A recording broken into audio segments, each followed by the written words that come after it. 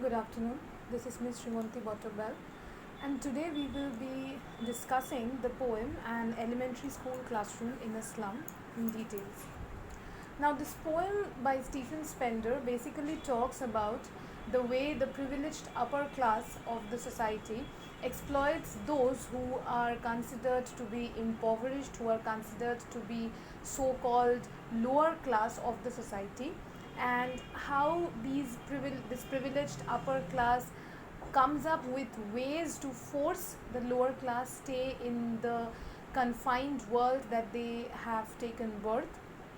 The poet highlights the lack of opportunities given to the children coming from the lower sections of the society and the steps that must be taken by the world in general to ensure that we live in a world with more equality, with more parity. So let's start reading the poem. Far, far from gusty waves, these children's faces like rootless weeds. Now, gusty waves here signify normal waves. So, this poem, or rather, this line, sorry, far, far from gusty waves, signify that these children who live in slums live far away from the so called normal world. Here, normal world signify the world that we inhabit, a world filled with opportunities, a world where everyone is equal, and a world where everyone can live a free life. And these children of the slums do not get to enjoy this kind of a world. They live in a world where there are no opportunities for them. They live in a world where they lead a confined, restricted, miserable, frustrated life, which is why their slum is considered to be far away from the normal world that we inhabit. So far, far from gusty waves, these children's faces like rootless weeds. Now, focus on the portion rootless weeds. What are weeds? We all know that weeds grow with grass and they are considered to be useless, which is why gardeners always throw away the weeds because it's considered to be harmful for the growth of the grass. And rootless is without roots. So these children are treated like weeds by the society. These children are treated as useless by the rest of the society, who believe that the growth and development of these children will harm the privileged children who live in cities, who live a luxurious and comfortable life, who do not know what real sadness, real sorrow, real problems are. They live in their own bubble and they do not really know what is happening in the rest of the world. And the society wants them to lead a life like this, which is why they do not want the children from the slums to go anywhere near them. And they treat these children as weeds, as useless objects of the world. And why are these children rootless? Because they do not really belong to one particular place. Their parents are poor and they move from place to place depending on their source of livelihood. So they live in places where they get money, where they get jobs, and they do not really have any fixed places.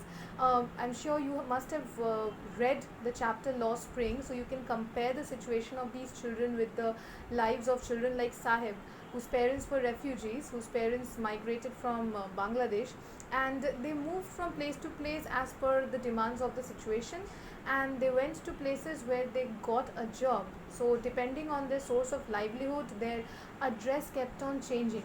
So which is why these children are compared to these children are called rootless, because they do not really have any fixed roots. They do not belong to one particular place. So these children faces like rootless weeds, the hair torn round their pallor. So their faces are sickly. Pallor is that sickly appearance of a person. So their faces are sickly because they have not received, they do not receive any proper nutrition, they do not receive any love or care or the kind of food that is required for the proper growth and development of children, which is why their faces have a sickly pallor on them.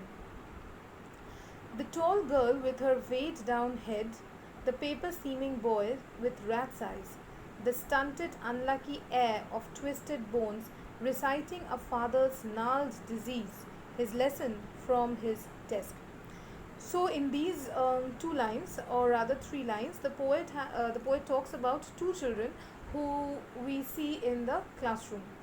One is a tall girl, and her head is weighed down. Why is her head weighed down? Why is her head heavy? Because she is a young girl burdened with responsibilities which she finds difficult to carry because of her youth. She is ultimately a child, and at an age where she should have led a normal, carefree, happy life, where she should have led a life filled with happiness, devoid of any responsibilities, she leads a responsible life, she leads a depressed and frustrated life where she is filled with worries on how to help her parents, on how to lead a life. So that is why her head is weighed down, because she is burdened with responsibilities which are beyond her comprehension, as she is a very young girl, she is a child. So her head is weighed down. And the second boy, the paper seeming boy, so he's as thin as a paper with rat's eyes. Why rat's eyes? His eyes are small and sickly like a rat.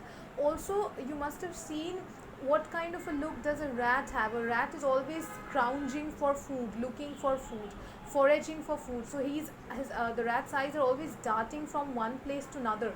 It's never fixed because it's always on the lookout for some food. So in the same manner, this boy's eyes are constantly darting from one place to another, as the boy is not satisfied, the boy is not happy.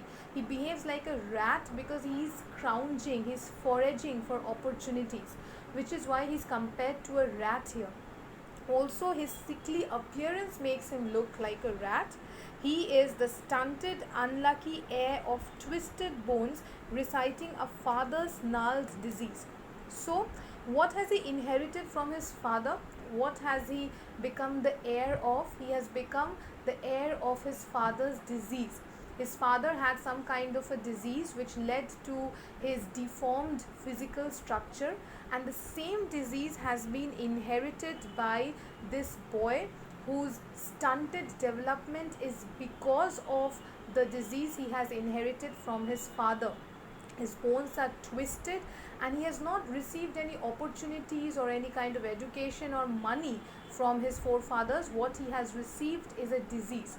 So in the manner in which children recite poems or recite chapters after their teachers, this child's body is reciting or repeating the disease which the child has inherited from his father.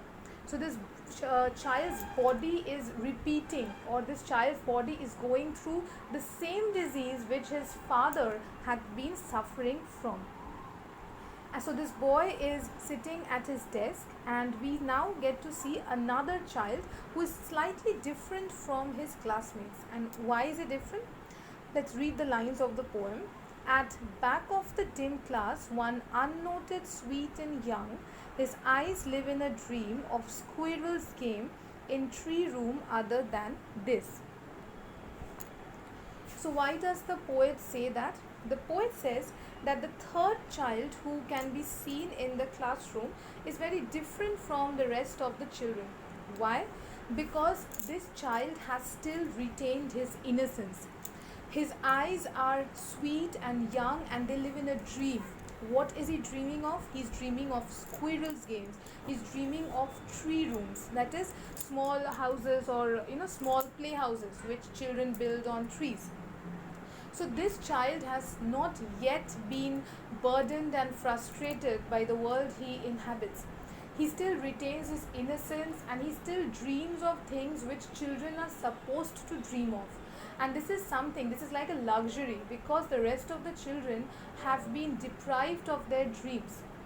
They do not dream because they know that there is no use of dreaming, as they belong to a world where dreams are forbidden, dreams are useless, because the rest of the society will never let them come out of these confined structures.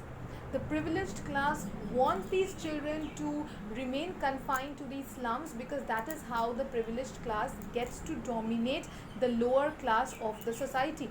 If there is no lower section of the society, then the privileged class will not get anyone to dominate which is why they do not want these children to progress. They do not want the children to receive any kind of opportunities, because a world where everyone is equal, in that kind of a world no one gets any kind of power, and the privileged section does not want that.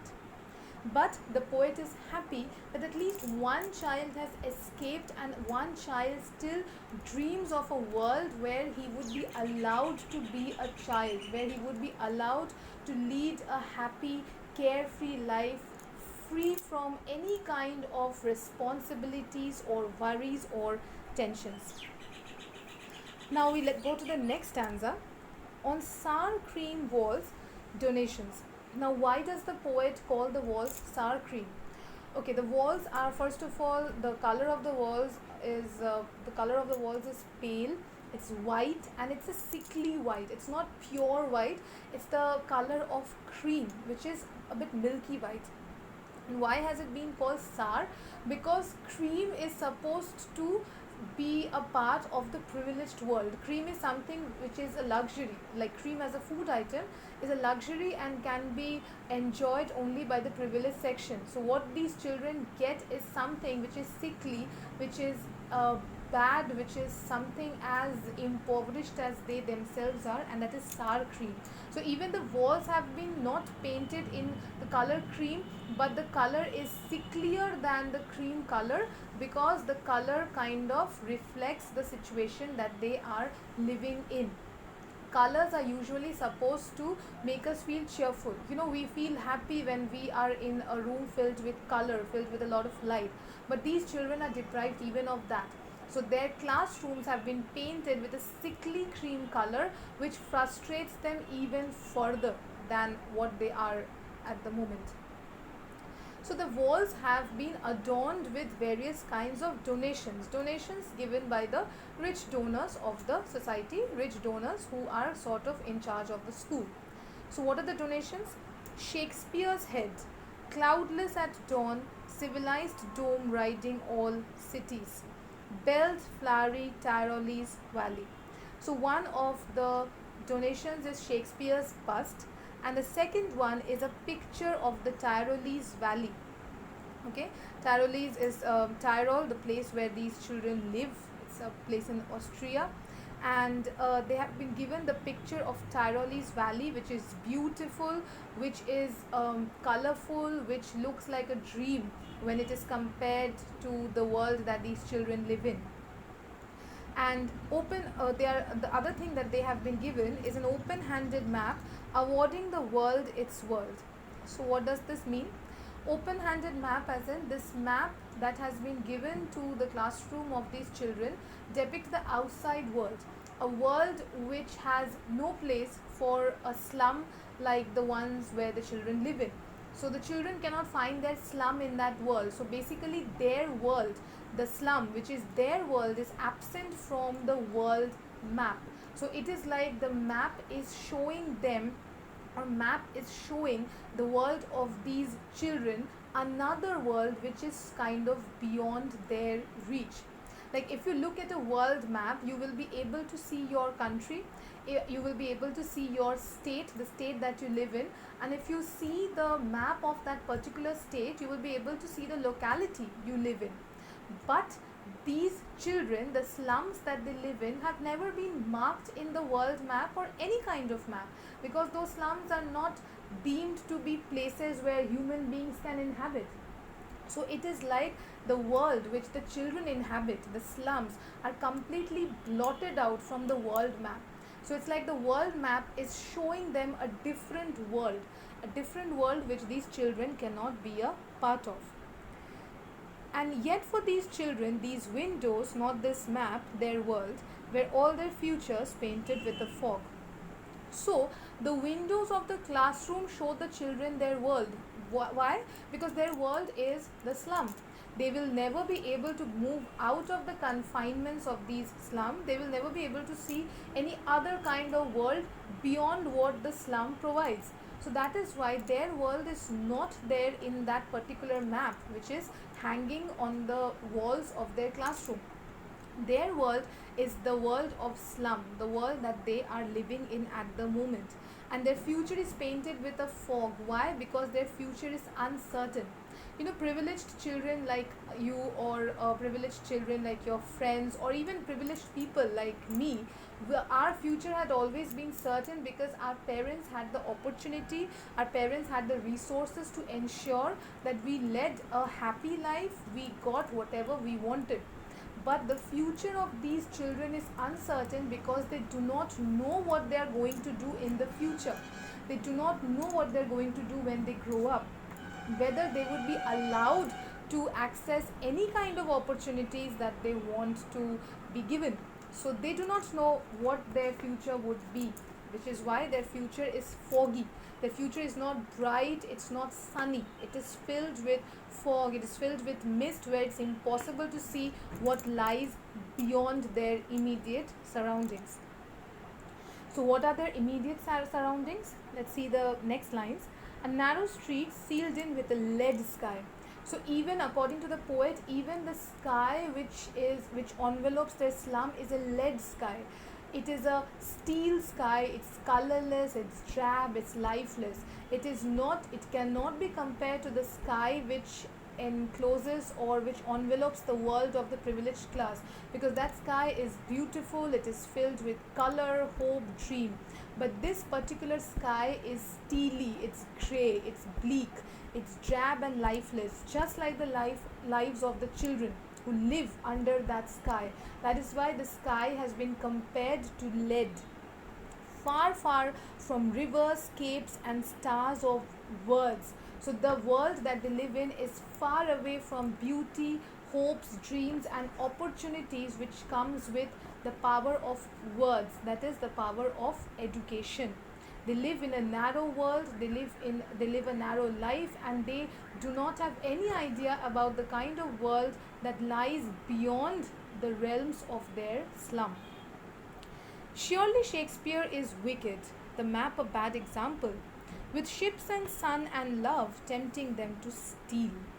So the poet says that the bust of the Shakespeare, the map, all the adornments that are hanging from the wall are wicked, they are bad. Why? Because they will give the children false hope. They will show the children that there is a world which is more beautiful than the world they live in, and they will fill the children with desire, with hope, and the children would be lured into a web of crime, a web of deceit, so that they can access the opportunities, so that they can access or get an access to the luxuries of the modern, civilized, sophisticated world. According to the poet, as long as the children do not know what lies beyond their slum, they would be depressed, they would be frustrated, but they would be satisfied. But because the map, because the pictures, because Shakespeare is showing them that there is a real world, that there is a wonderful world which lies beyond their reach, the children would be filled with rage, frustration, and greed. And this greed would lure them, would force them to steal, to make more money, so that they can be a part of the world that they are deprived of. So that's why the poet calls Shakespeare wicked. For lives that slyly turn in their cramped holes from fog to endless night. So the poet says that their lives, the lives of these children, constantly revolve around their cramped holes as in the cramped surroundings of the slum, the cramped surroundings of their homes which are within the slums. Cramped because there is no space, they do not get the luxury of living in a vast, beautiful house. They live in slums where there is no space, where they lead a cramped life. Their lives start from uncertainty, and their lives are endless night. Why? Night here symbolizes darkness, uncertainty, and according to the poet, the uncertainty that their lives are filled with is endless. Their uncertainties would never be over. Their lives would always be filled with uncertainties, which is why their lives have been compared to nights which are endless.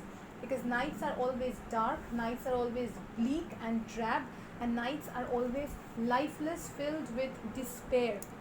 And according to the poet, the lives of these children would also be filled with endless despair. On their slag heap, these children wear skins peeped through by bones and spectacles of steel with mended glass. So the children are very thin, so you can actually feel their bones through their skins, and they wear spectacles of steels with mended glass, like bottle bits on stone. All of their time and space are foggy slum, so blot their maps with slums as big as two.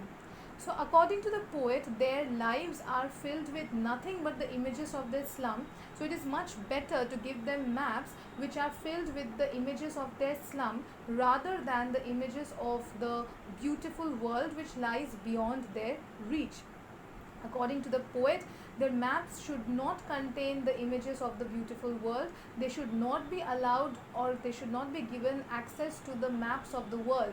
They should only be shown the pictures of their slum, because at the end of the day, that is where they live and that is where their lives would end, because the rest of the world would force them down in this depraved condition and would never allow them to lead a happy and a wonderful life, because that is not what the privileged section of the society wants. But in the last stanza of the poem, the poet actually changes his cynical tone and he sort of gives out a hopeful message.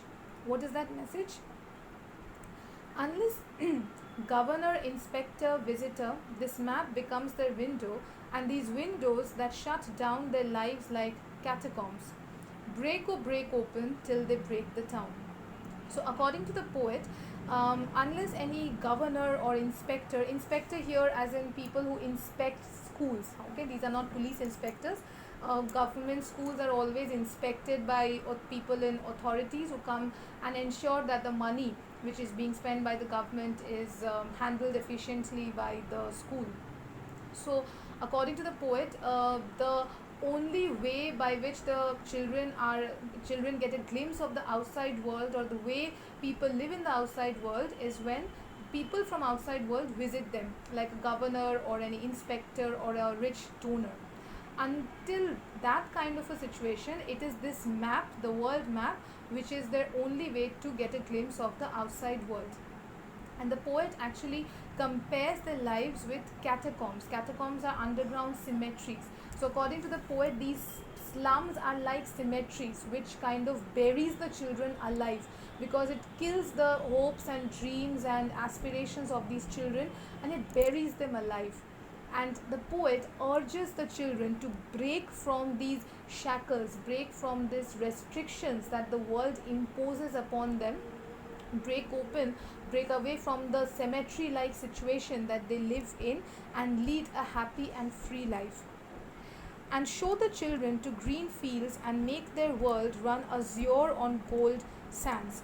So he wants the children to break free, he wants the children to enjoy the beauty of the world, he wants the children to write their names on the golden sands, run azure on gold sands, as in run bright azure is a color, bright blue.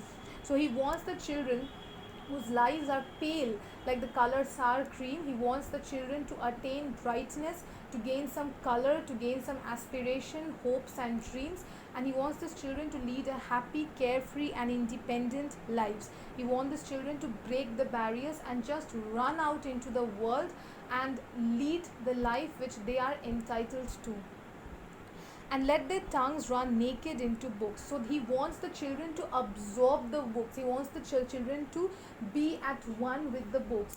Let their tongues run naked into books, as in he wants the children to be at one with the books, to get a lot of knowledge, to get a lot of education, to get a lot of opportunities, and be extremely close to the books. He wants them to be free with the books, to be enveloped in them, to enclose them, to completely absorb the books within their system. And it's only in that way that the children would be able to enroll their names in the history books as well. It has always been believed that history is written by the winners and not the vanquished, and the poet wants these children to become winners. He wants these children to become the winners in the world and not the vanquished and the suppressed ones. He wants these children to write their own history, to write their own future, to write about their own lives, to take the power away from the privileged upper section of the society who feel that they are entitled to the riches of the world, who feel that they're entitled to lead a happy and carefree life and dictate the lives of the impoverished section of the society. He wants these children to get the opportunities, to grab the opportunities that are given to them. He hopes that they would be allowed access to education. He hopes that they would be allowed to get education, get a lot of opportunities which would allow them to enroll their names in the history books, which would allow them to be a part of the rich, sophisticated, glamorous, civilized world that they see in their maps. And it is only in this way that the impoverished section of the society would be able to rise, would be able to lift their heads with power and with glory and with unbridled enthusiasm. That is what the poem talks about. That is what the poet dreams of in this particular poem. We'll just discuss the figures of speech. I've already given you the figures of speech in the Word document that will be attached along with this particular video. Let's discuss the figures of speech once. Far, far is of course alliteration because the sound far is being repeated. Children's faces like rootless weeds is an example of simile. Simile is when we draw a comparison between two or more objects or people. So here the faces of the children are being compared to rootless weeds. Rat's eyes is a metaphor because the boy's eyes is being compared to the eyes of a rat, but the comparison is implied and has not been directly stated. Same with the paper seeming boy, because the boy's physical structure, body is being compared to paper. It's what the poet is trying to imply here is that the boy is as thin as paper. Cloudless at dawn is an example of antithesis. Antithesis is when two contrasting ideas are put together. So dawn is morning, a time when it's supposed to be bright and cheery, and cloudless is a situation, or cloudless is a kind of an atmosphere when you cannot see anything properly. So that is why there is an opposite contrasting ideas. Futures painted with the fog, of course, again an example of metaphor. Their future is as dark as the atmosphere created by fog. Lead sky, again metaphor. Surely Shakespeare, repetition of the sound sure, so alliteration. From fog, alliteration, fur. Endless night is transferred epithet because the night here is not endless. The gloom, the despair, the darkness of their world is endless, which is why their situation has been transferred to night. Like bottle bits of stone, simile. As big as doom, simile. The lives of like catacombs, again simile. Break or break, repetition of the word break, which is why it's an example of repetition. Language is the sun, metaphor. Tongues ran naked, personification. Here the tongues are being compared to the entire human body. So single-minded, alliteration. Perhaps the earth can teach us. Earth is being compared to a human who can teach, so personification. And when everything seems dead, that portion till be alive. So dead and alive are two contrasting ideas, which is why that is an example of antithesis. So with this we come to an end to the explanation and discussion of the poem An Elementary School Classroom in a Slum.